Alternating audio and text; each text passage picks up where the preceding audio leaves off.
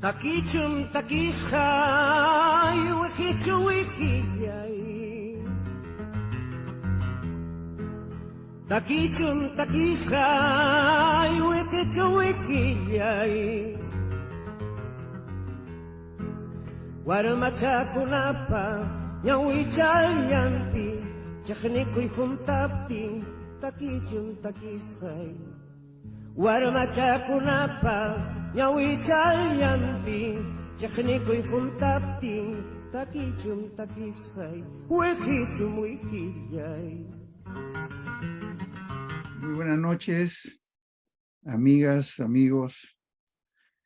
Ahora, en esta entrevista, el LUN tiene el honor de recibir a Luis Guillermo Lumbreras Salcedo. He dicho el nombre completo, Lucho Lumbreras. Nuestro gran arqueólogo tendría tantas cosas que decir, ¿no?, de su generación, de la generación de los 50, que es una de las grandes generaciones sanmarquinas y una de las grandes generaciones del Perú. Realmente, cuando los de la generación del 60, la mía, miramos a ellos, los miramos como nuestros profesores, y con una cierta inhibición, ¿no? Han sido muy grandes ellos.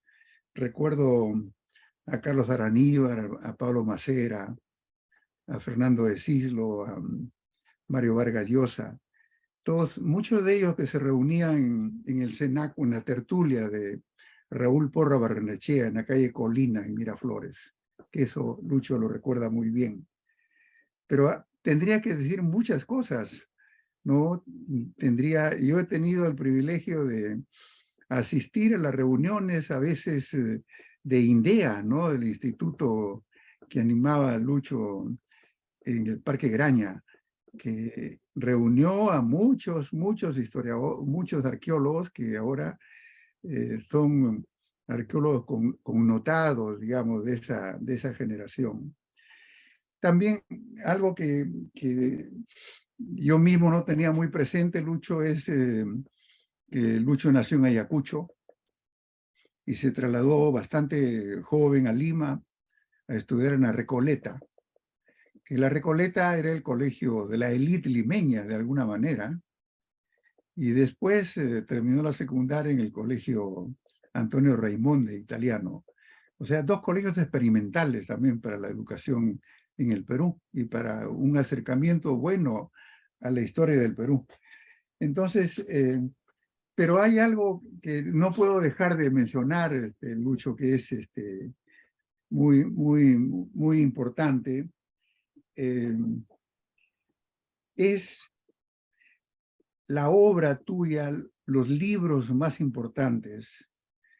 Hay un libro que se inició como una escritura de las lecciones de clase, 64-65, y que va adquiriendo unas variaciones en el título, hasta llegar al gran libro del 2020, que es el libro de Pueblos, Culturas del Perú Antiguo, y es tu aproximación como arqueólogo. Libros que se han publicado mucho en Estados Unidos, se han publicado en inglés, y que han tenido mucha presencia, porque resumía gran parte de las investigaciones que van evolucionando, como tú lo indicas ahí. Entonces, habría mucho que decir de eso, de toda la parte del arqueólogo. Pero ahora no estoy frente al arqueólogo y por eso que me he atrevido a invitarte, Lucho. El arqueólogo también es historiador y ha publicado este último libro que se llama Breve Historia General del Perú, con un título desafiante, con un subtítulo desafiante, Lucho, ¿eh? Desde los primeros pobladores hasta la debacle de la oligarquía. Tú has dicho la debacle, ¿ah? No lo he dicho yo, ¿ah? No se nota mucho la debacle, pero bueno, hay una debacle de la oligarquía. Esta es mi presentación, Lucho, ¿no? Para que el público sepa que estamos frente a uno de los grandes arqueólogos del siglo XX, siglo XXI, ¿no? Que ha recorrido el Perú, que viene de Ayacucho y se incorporó en San Marcos y volvió a San Marcos y se retiró oportunamente de San Marcos para seguir en la investigación y en la animación de muchos jóvenes arqueólogos. Entonces, yo me preguntaba, ¿cómo abordar este libro? Tendrás que ayudarme, Lucho, para ver cómo abordamos este libro. Este libro último de breve historia general del Perú, que va desde los primeros pobladores hasta 1968. Y yo diría un poquito más, hasta 1975, en que termina la primera fase del gobierno revolucionario de las Fuerzas Armadas. Y allí viene una serie de cosas, de lecturas particulares, de propuestas de interpretación. Entonces, te propongo, Lucho, que veamos algunos de los grandes temas. Manuel, tú sabes que yo comencé mis estudios en la universidad con Porras Barrenechea. ¿Sí? Yo ingresé a la universidad con la intención de hacer política contemporánea. Cuando yo estaba terminando la secundaria, yo estaba más dedicado al periodismo que a otra cosa. Y en realidad mi preocupación era por lo que había en el Perú. Estaba yo terminando mis estudios cuando todavía sonaba la figura de Manuel Odría y de alguna manera yo sentía las vibraciones que eso tenía en la gente de mi edad, 18 años, 17 años, y estábamos todos de una u otra manera afectados por lo que estaba ocurriendo.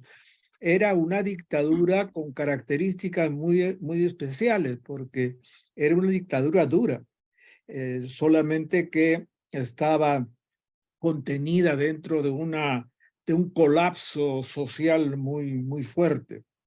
Y desde luego de eso nació toda una generación de gentes, toda la generación del 50 es una generación que nace al lado de esto y como parte de aquello.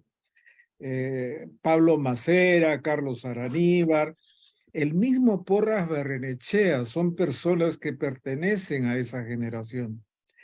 Y yo resalto mucho la figura de Porras porque, como tú lo has dicho, Manuel, en ese tiempo los profesores y los estudiantes éramos amigos más que profesores y estudiantes. Yo te recuerdo a ti más que como estudiante, más que como alumno, aunque te conocí sentado esperando las órdenes de Pablo Macera en la Universidad de San Marcos. En realidad, lo que hicimos fue una gran amistad que duró, pues va durando muchísimos años. Y era lo mismo, que yo era más bien amigo de Porras Barrenechea, más bien amigo de Carlos Araníbar, de Pablito Macera, que eran mayores que yo, eran mis profesores realmente, y sin embargo con su trato con ellos éramos como si fuéramos contemporáneos totales. Sí. Esta situación fue muy importante porque las clases se extendían, salían del medio ambiente académico cerrado de la universidad. Todos estábamos estudiando en la casona y de allí nos dirigíamos a seguir conversando en un bar que había al frente de la universidad, en la esquina, y seguíamos nuestras conversaciones. Ahí estábamos el grupo de personas a las que tú has mencionado y con las cuales yo hice una gran amistad, pero todos eran mis maestros, casi contemporáneos. Yo estaba cerca de Aníbal Quijano, cerca de Pablo Macera, de Carlos Araníbar. En fin, incluso algunas veces se juntaba con nosotros Mario Vargas Llosa. Estaba, en fin, una cantidad de Hu- personas Hugo dedicadas. Neira. Hugo Neira, Lucho, ¿lo Neira recuerdas? también. Sí. Félix Nakamura Félix Nakamura, estaba exactamente. también. En fin, había un grupo realmente notable de personas con las cuales nos reuníamos todos los días y nos sentábamos a tomar una taza de café durante 4 o 5 horas, porque además no teníamos mucha plata para pagar más que un café en este lugar. Teníamos Yo- ya casi un sitio reservado. Llegábamos a golpe de 6 de la tarde, después de las clases, en fin, la universidad, y a conversar. Y a conversar sí. siempre con poetas. Estaban sentados con nosotros, leían sus poemas. Barca Picuña nos contaba la última historia que se le había ocurrido y se ponía y se paraba encima de la silla y hablaba ahí en pleno Palermo, que se llamaba el lugar. En fin, Ciertamente, esa fue Lucho, nuestra experiencia. ese grupo de Raúl Porras, todos ustedes, desde las diferentes generaciones que se reunían, lo recuerdan con mucho cariño a Raúl Porras, ¿no? Muchísimo. Y Era amigo nuestro. eso demuestra que era realmente un profesor de tertulia, ¿no? Así es, así es, así es. Y lo hacía incluso en sus clases, ¿eh? Las clases de Porras a las que asistíamos todos, queríamos ir muy temprano para alcanzar sitio, porque los, qué sé yo, 500 que íbamos a la clase, llenábamos todo. Era una cosa espantosa. Y había que, en fin, llegar temprano para encontrar un lugar donde sentarse. Esa es Hablar. una etapa muy, muy linda de San Marcos y de esta fraternidad, a pesar de que las diferencias políticas entre unos y otros en el entorno de Raúl Porras, todos, Así es, todos bebían ahí en el mismo manantial, ¿no? Aunque cada así uno con es, sus así propias. es.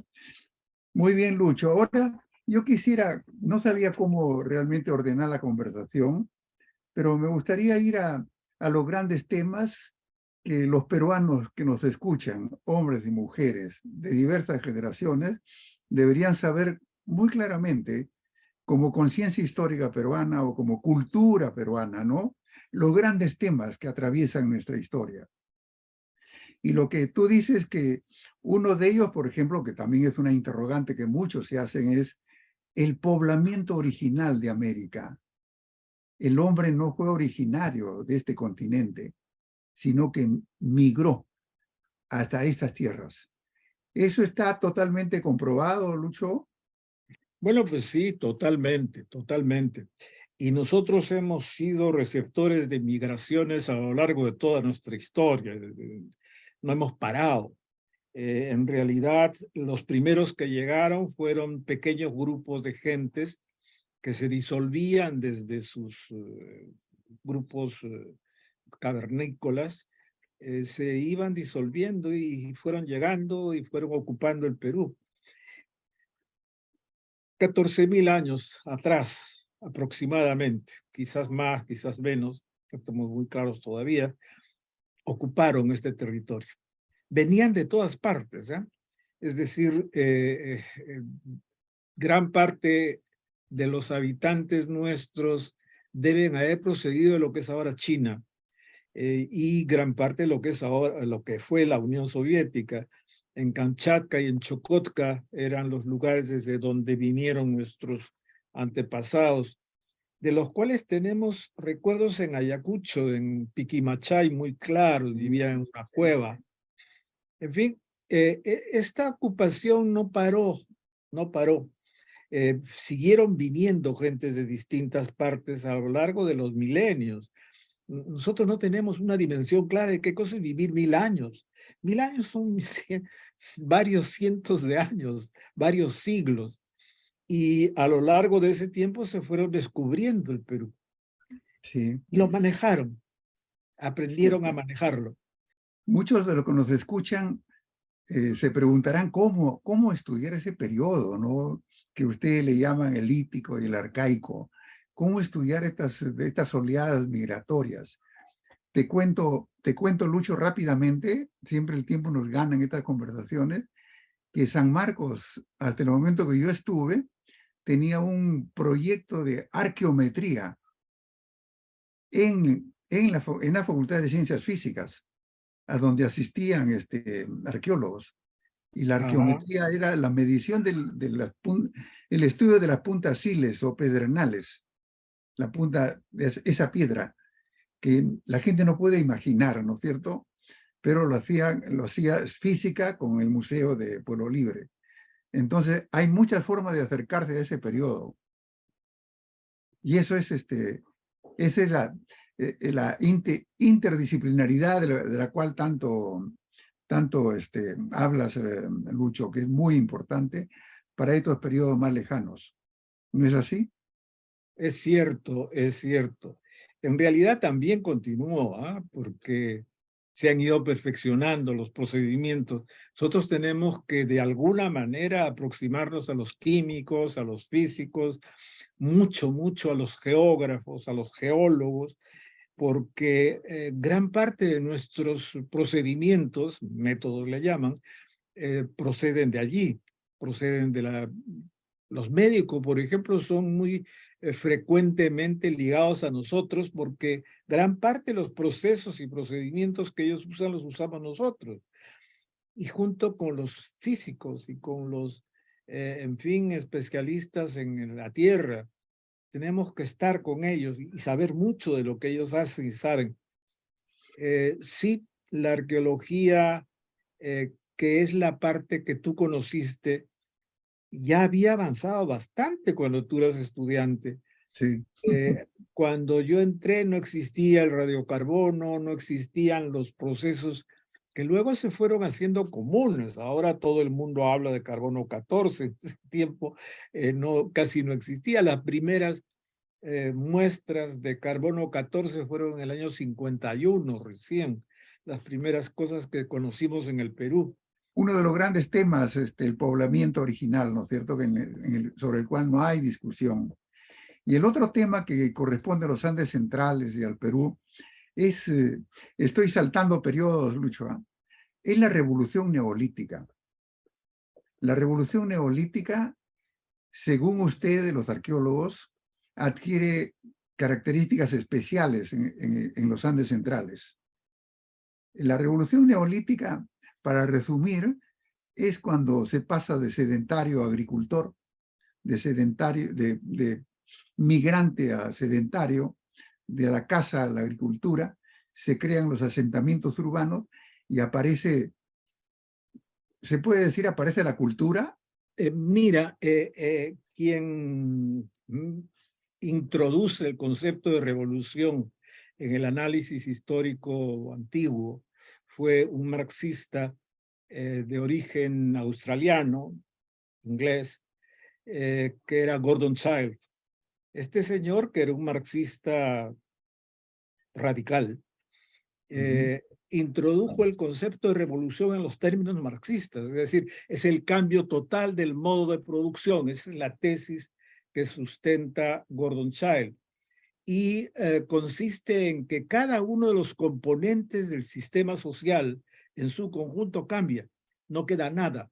O sea, lo que queda es solamente la parte con la cual se va a transformar. De acuerdo con esto, los tres componentes básicos de la conducta humana, que son el ser humano, que es el centro del asunto, el orden material en el cual vive, es decir, la tierra, en fin, las montañas, el agua y demás, es el segundo elemento. Y el tercer elemento es las relaciones que se establecen entre estos dos y un tercero, que es el trabajo. Esta relación de tres componentes para Childe, al cambian todos. Solo en ese caso se da la revolución neolítica. Por eso es que si bien hay domesticación de plantas y animales prácticamente en todo el mundo, hay algunos lugares en el mundo en donde esos cambios son revolucionarios. Uno de ellos es el Perú. Cambia todo. Pero la cosa de la revolución neolítica en el Perú mira, recién la estamos descubriendo realmente.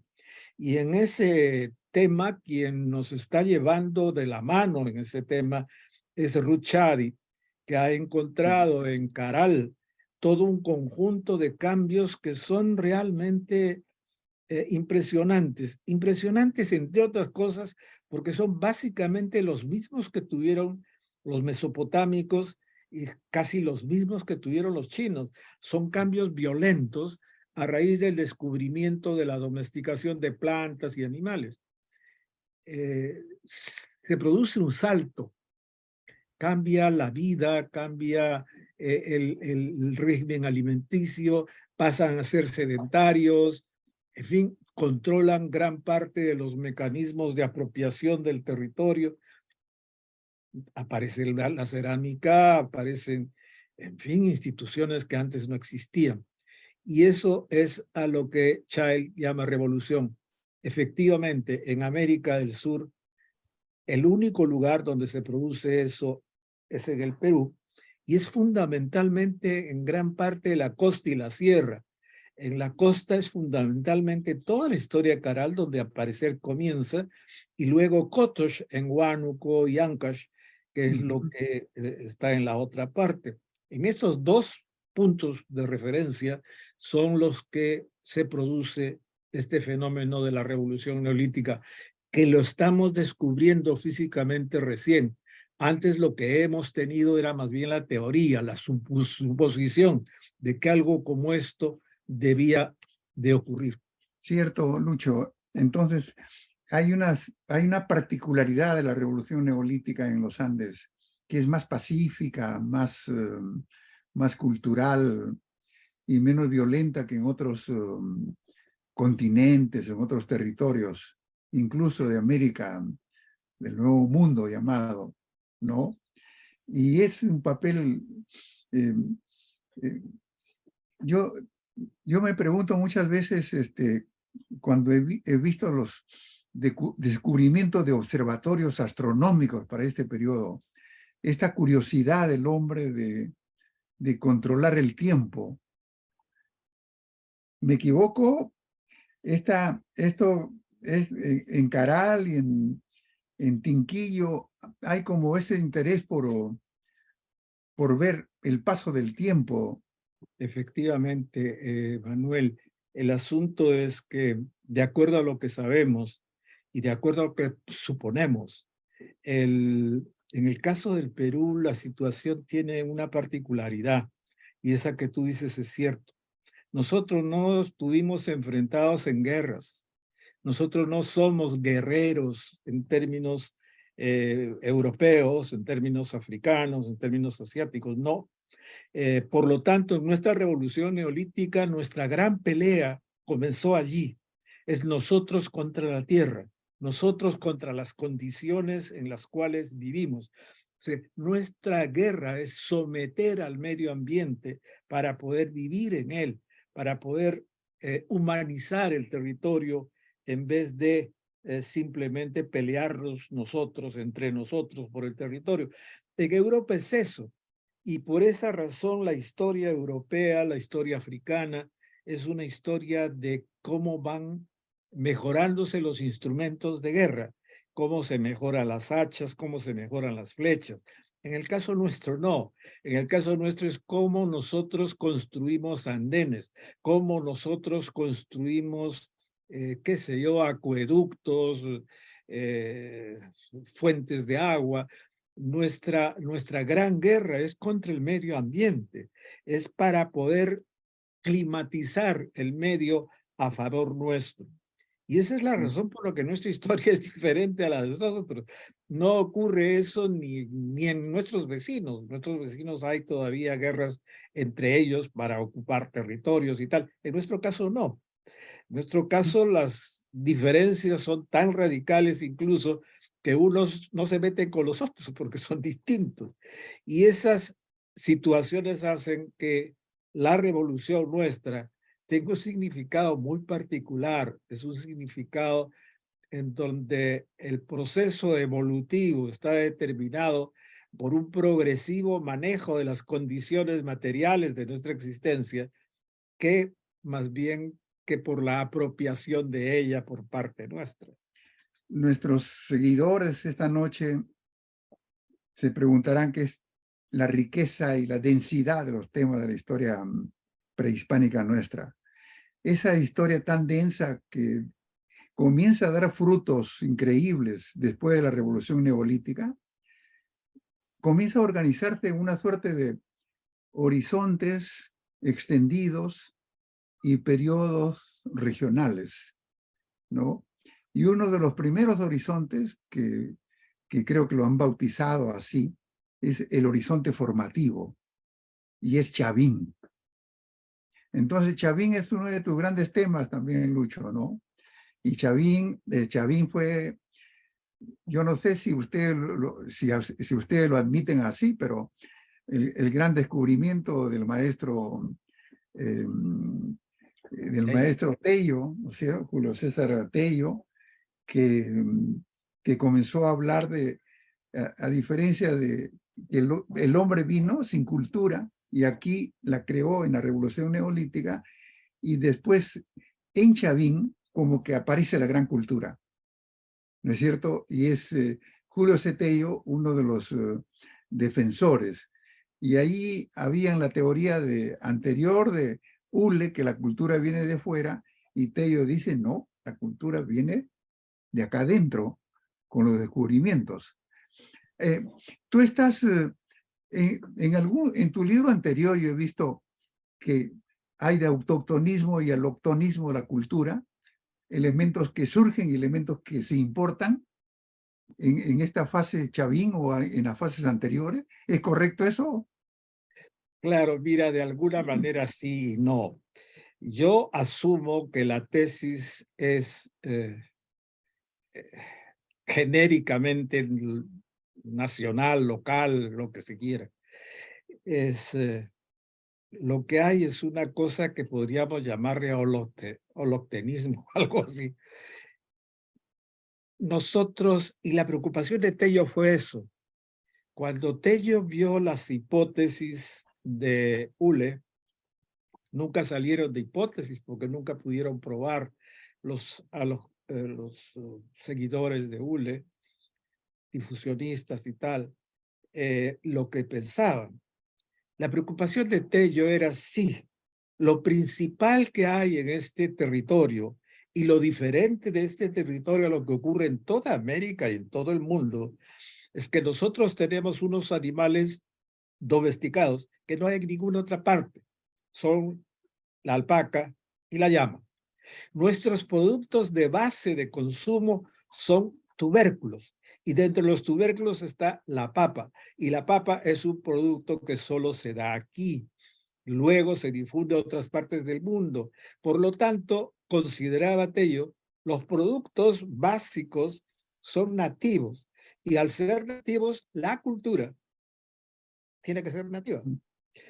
Esta tesis que no se entendió al comienzo, porque el problema era si venían o no venían gentes, rompió un poco con el mito del origen alóctono. El origen alóctono es teóricamente una barbaridad. Los pueblos siempre están moviéndose de un lado para otro, de modo que si hay cosas de fuera, pues bienvenidas. Si no vienen, qué pena. La situación es así, de simple. Nosotros no tenemos una posición en la cual Tello no la tenía. Decía, las cosas son solo las de aquí. No, no, no. Para él, muchísimas cosas vinieron de fuera y ni las mencionaba, aunque de una u otra forma mencionaba, qué sé yo, que él creía, por ejemplo, que el cacao podía venir de fuera. No, pues ahora sabemos que no, que es totalmente local, que existió aquí ya. En fin, cosas de ese tipo que se fueron juntando. La posición de Tello es autoctonista en la medida en que considera que el proceso es nativo, y tenía pues toda la razón.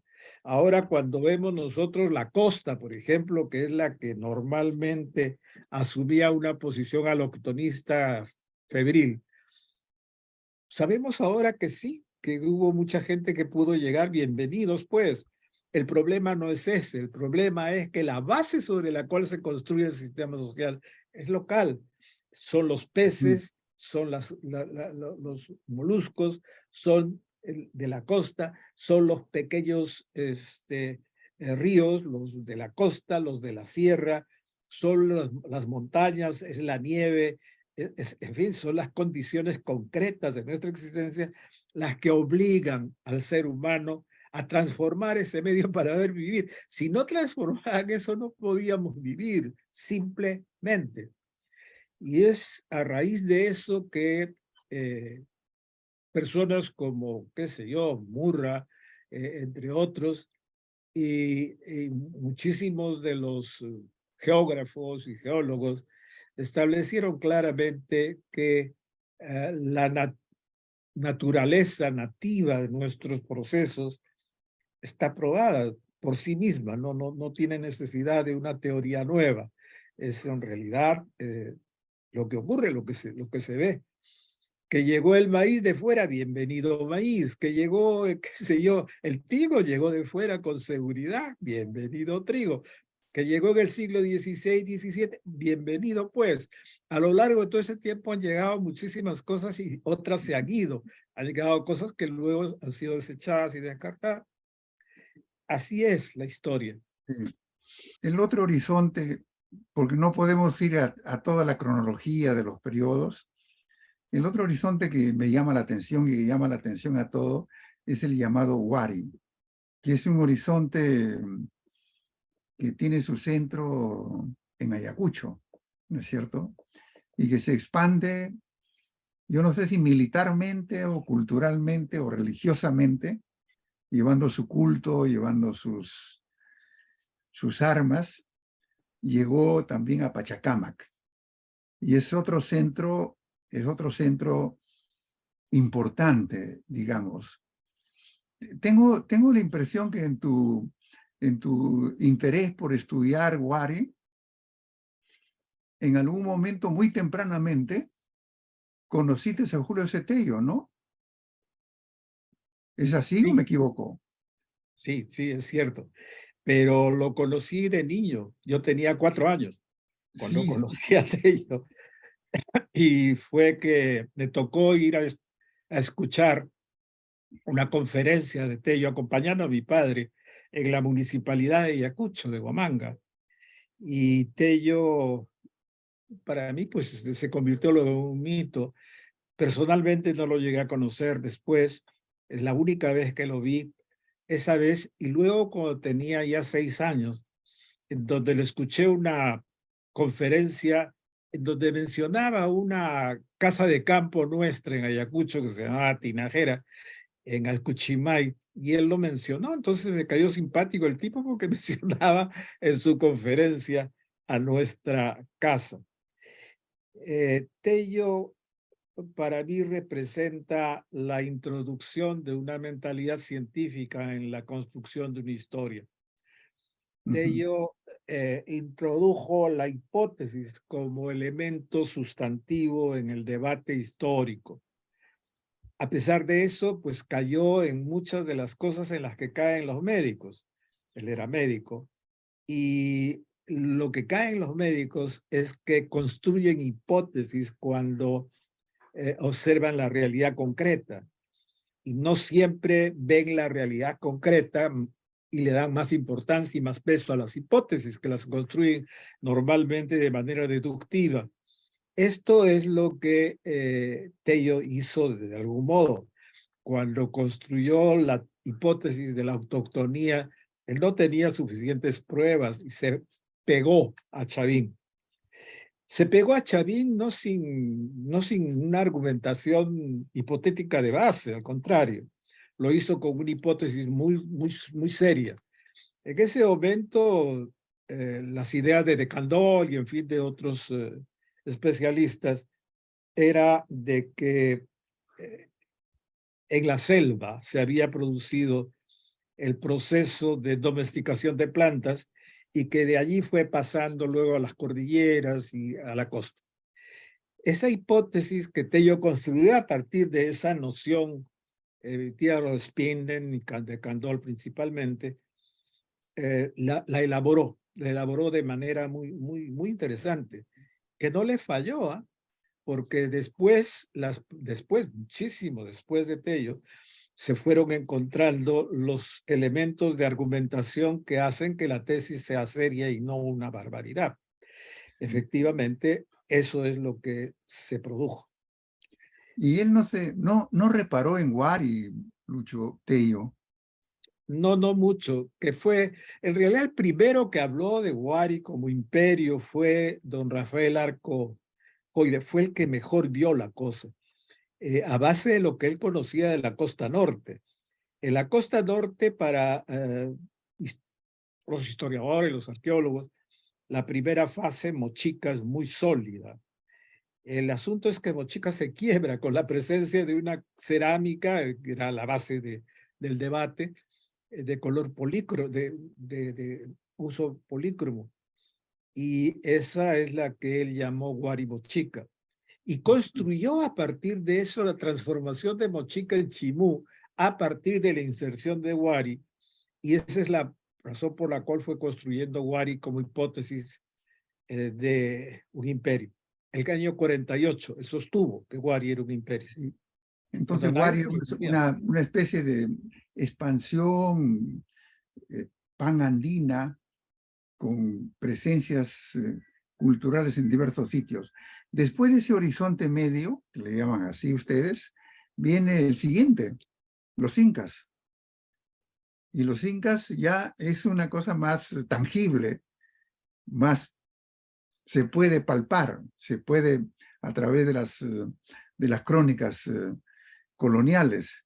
Entonces, los incas es un hecho real, digamos, real para, a pesar que tú dices que hay que desconfiar de los documentos de los historiadores, que los arqueólogos sí tienen elementos reales de reflexión que no hay que dudar. Entonces, los incas no tenemos mucho que agregar, pero sí va a ser parte de la conversación que nos resta. Yo, después de estos tres horizontes, que te digo, Chavín, Wari, Inca, que están situados, yo te pregunto, ¿por qué gran parte de los desarrollos de estos horizontes se han producido en las regiones altoandinas? Es una pregunta que lo pueden hacer en primaria los alumnos de los profesores. ¿Por qué, profe, en las regiones altoandinas?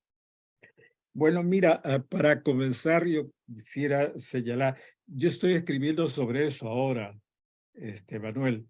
Es un libro que debo entregar a la editorial Planeta unos días más, sobre Wari, justamente sobre Wari. Marcela, mi esposa, le ha puesto un nombre a eso, a ese libro, le llama El Imperio Wari contraataca, pero de alguna manera es una suerte de presentación de por qué nosotros hablamos de un imperio allí. Cuando los incas entraron a gobernar, todos nos creemos la historia que nos hacen los cronistas. Esa es la historia de los cusqueños sobre el Perú, de nadie más.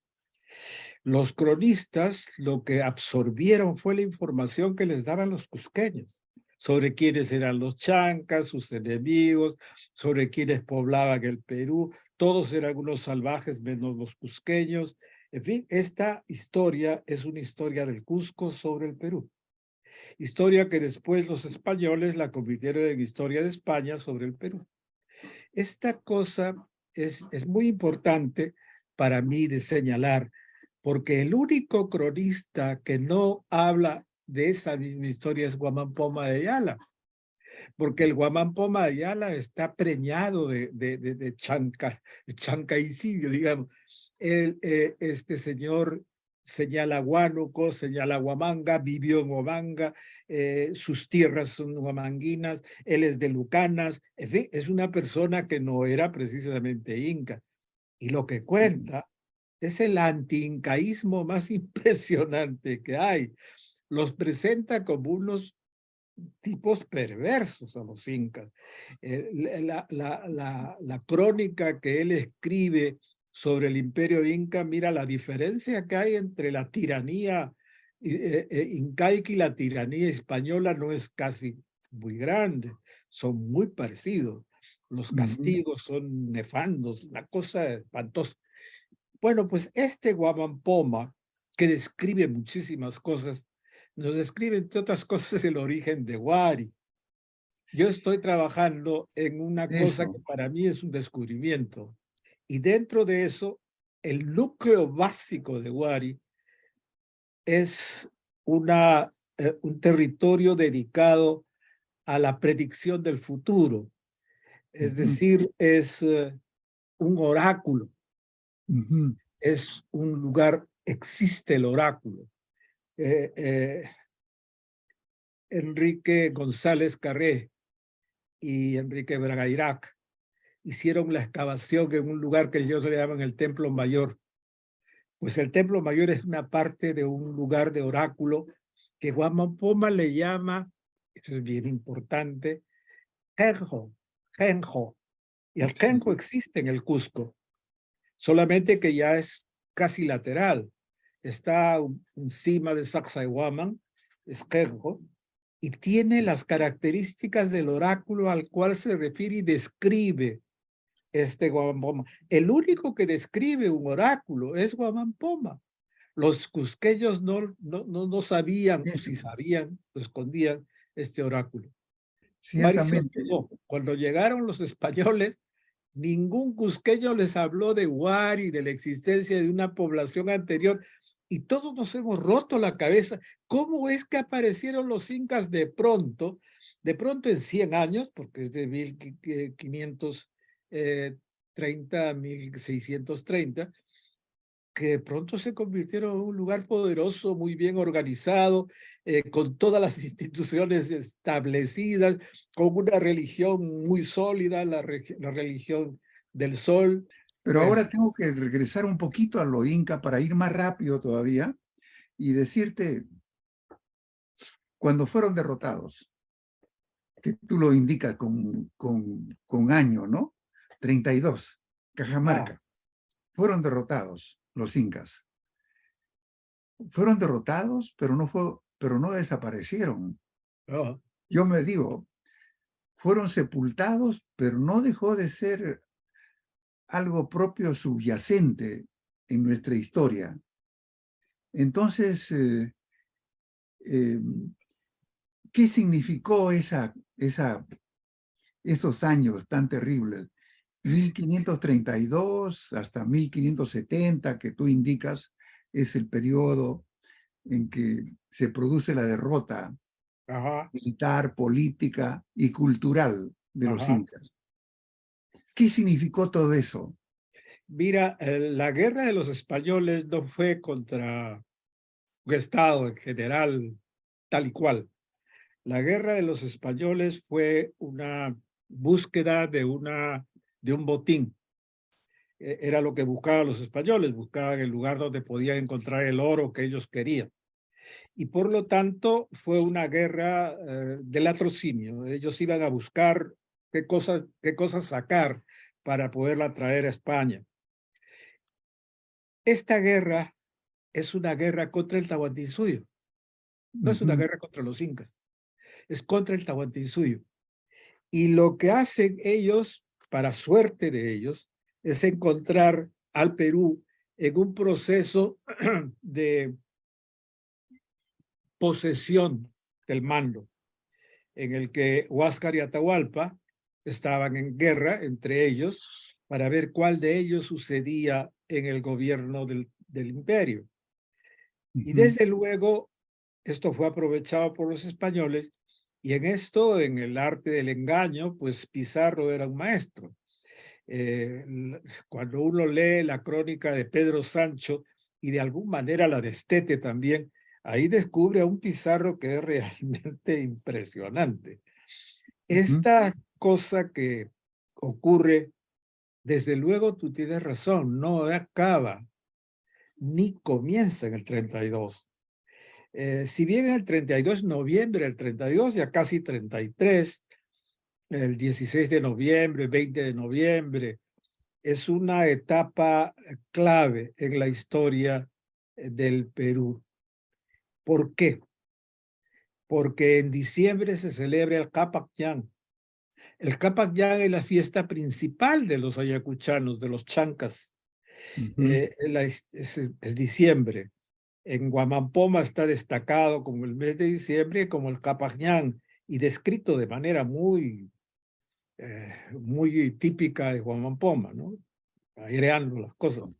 Y entonces el poder se traslada al Cusco a mano de los españoles.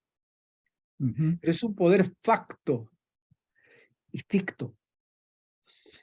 Toman el poder, toman la ciudad y teóricamente son los dueños del poder. No, pues ahí comenzó la guerra.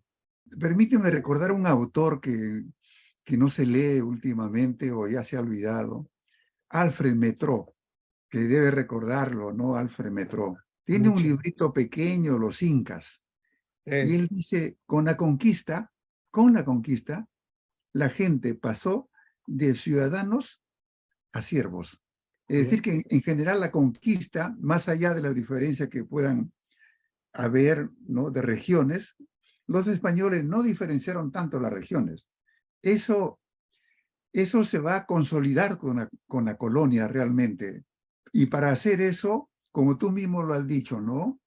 Y yo te pregunto, Lucho, ¿qué fue más importante en la conquista y en la victoria de los españoles? ¿La espada o la cruz? Ni la cruz ni la espada. Fueron las epidemias. El sarampión, la tos convulsiva. Esto fue. Sí. Acuérdate, Manuel, que cuando se hizo el primer censo formal de los habitantes del Perú en el siglo XVI, 1590 aproximadamente, había, no sé si 4 millones, como dicen unos, o 12 millones, como dicen otros, para mí es igual. El resto de millones desapareció y quedó 1 millón de personas en todo el Tahuantinsuyo. Eso significa todo Ecuador, todo Perú, todo Bolivia, gran parte de Chile y Argentina. Todo ese territorio que tenía, no sé si 4 o 12 millones, para mí es igual. Todos murieron. ¿Y qué cosa es lo que quedó? Ese país esclavizado en donde los trabajadores y los demás se convirtieron en siervos, cierto, totalmente cierto, pero el fundamental apoyo, no sé si la cruz, porque la cruz la zapatearon los españoles de manera impresionante, usaban la cruz como la parte más alta de su espada, que es un poco lo que decía San Martín también, ¿no? La situación del complejo que se generó a raíz de la toma de posesión del Cusco no es tanto el susto de qué terrible llegan los españoles, no. Inmediatamente después no tuvieron otra alternativa que irse hacia Vilcabamba. ¿Por qué? Porque necesitaban protegerse no de los españoles en sí mismos, los cuales estaban decididos a enfrentar, sino fundamentalmente debido a lo que estaba ocurriendo con todo. El primer muerto fue Huayna Cápac, el primero al que antes de llegar los españoles ya tenían sus armas metidas acá. Sus armas eran ¿cuál? Las epidemias. Sí. Esa cosa que vació. Oye, Manuel, hay pueblos íntegros que desaparecieron, pero íntegros, de los cuales no sabemos ni siquiera el nombre, de los cuales no sabemos cuánta gente había. La costa se vació. Cierto. Hay lugares en donde ni siquiera sabemos si hubo habitantes o no. Cierto. Hay una cosa que dice Lucho que me llama mucho la atención, que me ha llamado mucho la atención, que a partir de la conquista comienza en el Perú a hablarse de la historia de nosotros y la historia de los otros. Tú dices, y tú te alineas también, tú mismo, Lucho Lumbreras, se alinea en nosotros, descendientes de los españoles. Así y la es. historia de los otros, que son los indígenas que Ah, fueron marginados, que pasaron, perdieron ciudadanía y se convirtieron en esclavos, en siervos, y anaconas, son marginados de la historia. Eso ¿hasta cuándo dura, Lucho? sigue durando y va a seguir durando mientras el poder siga en manos de ese nosotros del cual somos parte nosotros. Nosotros los que hablamos el castellano, nosotros que tenemos el poder judicial en nuestras manos, el poder ejecutivo en nuestras manos, el poder legislativo en nuestras manos, nosotros que tenemos la religión en nuestras manos, nosotros que tenemos los hospitales en nuestras manos, nosotros que tenemos la ciencia en nuestras manos, nosotros que tenemos todo en nuestras manos, somos los que dominamos todo. Sí, ¿Cuántos prefectos hay quechua hablantes o aymara hablantes o pano hablantes? No hay ni uno. mm, ¿Cuántos han podido llegar a ser médicos? Ninguno. ¿Cuántos pueden ser abogados? Ninguno. ¿Cuántos pueden tener una profesión? Ninguno. Yo tuve una experiencia dramática cuando el convenio Andrés Bello nos habló sobre la posibilidad de hacer un recorrido por el Perú tratando de entender cuáles eran los derechos culturales, no los mm, derechos humanos, los culturales. Yo descubrí que eran diferentes. Es sí. derecho humano la lengua, sí, es derecho cultural. Y es un derecho al que nosotros tenemos necesidad apenas nacemos. Pues bien, ese derecho no lo tienen ellos, lo tenemos nosotros. Entonces, Lucho, permíteme, porque Sí, nos quedan pocos minutos, permíteme decirnos que la independencia la logramos nosotros, como tú para dices, nosotros. para nosotros, no para los otros, que No, eran las mayorías. sí, Y lo que era una revolución, como la francesa, que es la revolución liberal, aquí se volvió una revolucioncita. no, fue mucho más violenta que la francesa. Pero tuvieron que venir San Martín y tuvieron que venir Bolívar, que Y son, lamentablemente San Martín no se quedó. qué bueno, ese es un gran tema, Lucho, y ya te conversaremos por el interno, pero eso es sumamente importante. Entonces, la independencia no significó que nosotros y los otros se reunieran bajo la denominación de peruanos, de No, ciudadanos, no. sino siguió hasta que vino el mariscal Ramón Castilla y ya suprimió la esclavitud, la contribución de indígenas y comienza a nivelarse poco a poco el Perú. Y después vienen los civilistas como Manuel Pardo, que es tan elogiado ahora, y también busca una nivelación, busca entender el Perú no solamente como patria, sino como nación, integrada por mucha gente con iguales derechos. Pero hay algo, te llevo a una cosa que tú planteas y que me parece bien original, ¿no? La república aristocrática. El maestro Basadre, don Jorge, decía, nació en 1895 y terminó en 1919 con la llegada de Augusto Beleguía. Tú dices, nació en 1895 y duró hasta 1968. Hasta el 3 de octubre de 1968, que es la llegada del general Juan Velasco Alvarado. ¿Cómo fundamentas tu propuesta, Lucho? Ahí hay una cosa que yo necesito todavía completar y que la estuve escribiendo, pero ahora la paré al hacer este otro libro. En realidad, nosotros seguimos manteniendo lo que ocurrió antes de que lleguen San Martín y Bolívar al Perú. Nosotros tenemos dividido el Perú, Manuel. Sí. Nosotros seguimos hablando de un Perú prehispánico en donde todos los que fueron los grandes conductores de este país ya no existen para nosotros. Nosotros los tenemos solo para exhibirlos en el extranjero, para decir, estos somos los peruanos. ¿Cuál nación? ¿La que representa el señor Pedro Pérez en el Congreso? ¿Es esa la nación peruana? Ellos que se avergüenzan de no saber otro idioma que el castellano. Ellos que tienen al general o almirante, no sé qué es, el señor Montoya, que es congresista, ese señor es peruano nacional, igual que todos. Todos tenemos los mismos derechos en este país. El quechua hablante, el aymara hablante, el pano hablante, tenemos los mismos derechos. Podemos ir al Poder Judicial y defendernos en nuestra propia lengua sin tener que tener un, qué sé yo, traductor al lado que diga qué cosa es lo que nosotros queremos decir.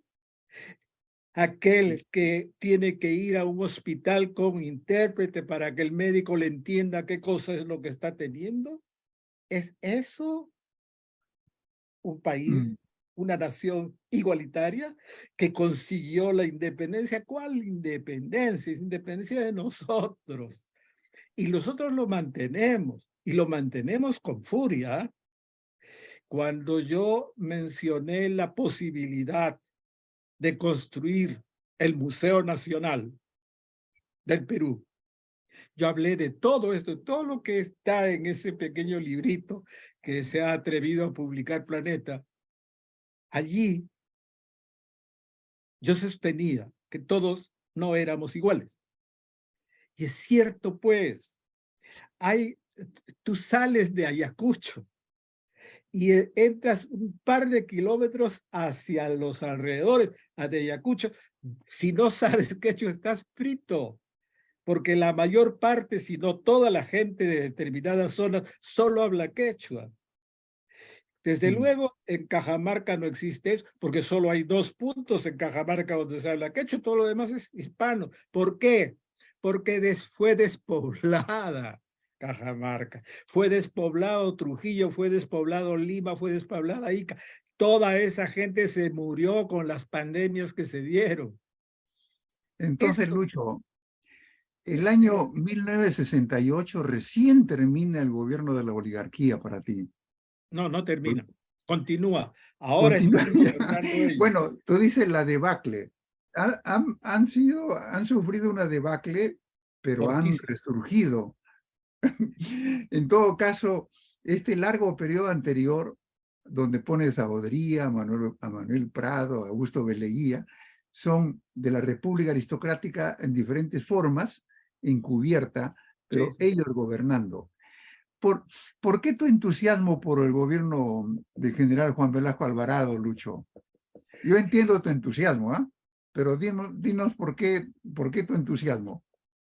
Mira, yo salgo de una familia de hacendados. Mi infancia la viví en esto que la gente detesta, que se llama la semifeudalidad. Yo viví la semifeudalidad. Yo tenía peones para mí. El hijo de un peón, Marcelino Caguana, era mi asistente de mi edad, 1 o 2 años menor que yo, creo. Era mi asistente. Yo podía hacer lo que quisiera con él. Yo podía si yo cometía una barbaridad, el responsable era él. A él lo castigaba. Yo he vivido eso, Manuel. Yo sé qué cosa es llegar a Lima después de haber vivido en Ayacucho la infancia. Era otro mundo. Ver Lima era como ver las revistas que nos llegaban a la casa nuestra en Lima o en Ayacucho. Era otra cosa. Yo llegué a Lima en el tren desde Huancayo, Ayacucho, Huancayo, Lima. Llego a Lima y era otro mundo. Las puertas de las casas se habían achicado, eran puertitas chiquitas. Las casas en Ayacucho tienen portones inmensos. Sí. Solamente una última precisión. Ahora que te escucho, que hemos llegado a esta parte de 1968, el inicio del gobierno del general Juan Velasco Alvarado, y que hablas con ese entusiasmo, yo recuerdo la conversación con Stefano Varese. También comenzó a colaborar desde la antropología masónica con el gobierno de Velasco. Tú también, porque formabas parte de un núcleo de educación cercano al experto. Director del Museo Nacional. Exactamente. Lucho, esta es una conversación muy breve, con los puntos fundamentales, con tus ideas fundamentales, que nos muestra que la historia del Perú es varias historias del Perú. Y lo que hay que hacer es juntarlas todas y leerlas en conjunto. Descubrir realmente cuál es el camino hacia el futuro, con la mayor sinceridad. Te agradecemos, Lucho. Te estimamos, te queremos. Bueno, pues mira, mi esperanza, mi expectativa es de que nosotros comencemos a ver la realidad concreta del Perú, no lograr que el mito de que somos todos iguales en este país sea un mito y que sea realidad, que efectivamente todos tengamos los mismos derechos, que haya hospitales quechuas, juzgados quechuas, aymaras, pano, etcétera, machiguengas, que puedan defenderse las gentes contando su dolor de estómago tal como es y no como se traduce al castellano. Esas cosas quiero que vengan. Ojalá vengan. Estamos mejorando, Manuel, hemos mejorado muchísimo. Muchas gracias, Lucho. Un nuevo abrazo.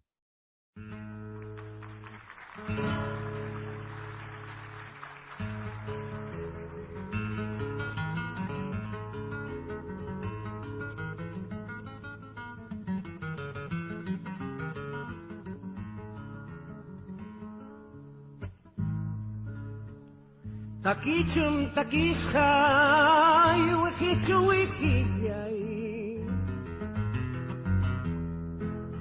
Takichum takishai wikichu wikiyai.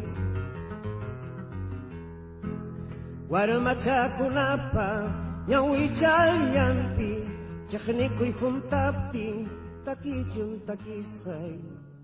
Warmacha kunapa Yawichal yampi, chakhnikuy juntapti, takichum takishay, wikichum wikiyay.